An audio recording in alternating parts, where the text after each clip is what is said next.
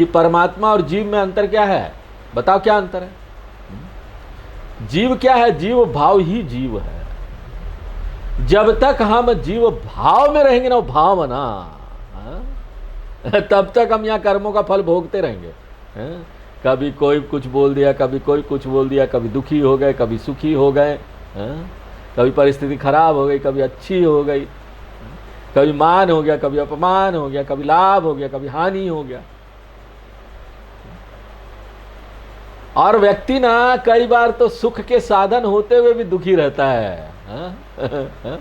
याद कीजिए हमारे स्वामी चिन्मयानंद जी का वो स्टेटमेंट, बहुत फेमस स्टेटमेंट है। पहले अनकंफर्टेबली दुखी था, अभी कंफर्टेबली दुखी है। पहले बड़ी सुविधा थी, असुविधा थी, गरीब था, पैसे वैसे नहीं थे, फिर भी दुखी था। अब सारी सुविधा आ गई, फिर भी दुखी है। तो व्यक्ति सुख के सब साधन होते हुए भी दुखी रहता है। क्या कारण है? कारण ये है कि पाप उसको घेरे हुए है, उसके कर्मों का फल उसे मिल रहा है। अगर आपको इस दुख से बाहर निकलना है ना, रिजेक्ट कर दीजिए कि मैं दुखी नहीं होऊंगा। कोई भी परिस्थिति आ जाए, आई रिजेक्ट, मैं दुखी नहीं होऊंगा।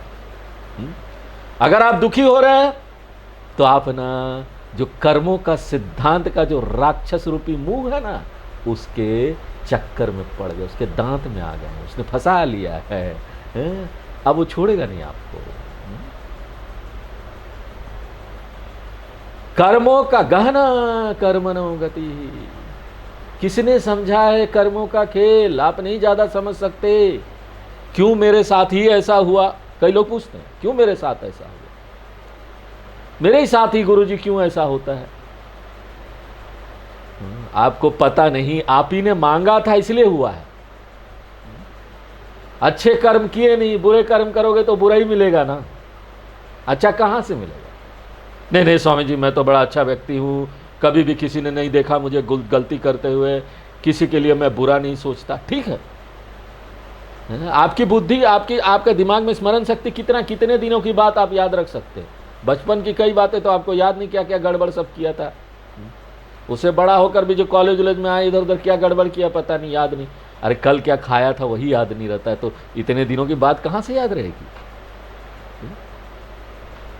इसलिए कर्मों का खेल गहन है। और शास्त्र तो ये भी बोलते हैं कि ना, हमको इसी जन्म के कर्म का फल नहीं मिलता, पुराने कई जन्मों का कर्म का फल, संचित कर्म, उसका फल मिलता है।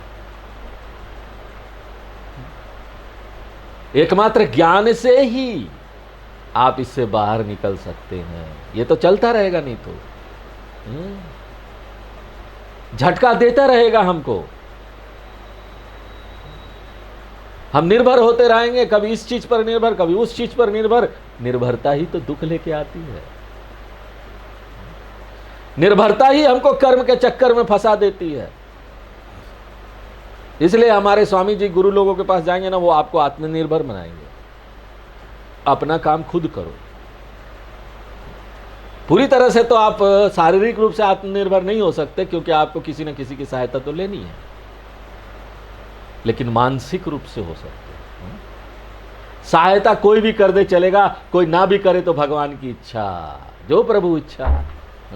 भगवान ने ऐसे ही चाहा था। देखो, ऐसे स्वीकार करके ना व्यक्ति ये कर्मों के चक्कर से बाहर आ जाता। कोई पाप उसको पता ही नहीं चलेगा पाप हुआ क्या, पाप का फल मिला ही नहीं, हम तो खुश है। कुछ भी हो जाए, बाहर की परिस्थिति कुछ भी हो, हम खुश हैं, सुखी हैं।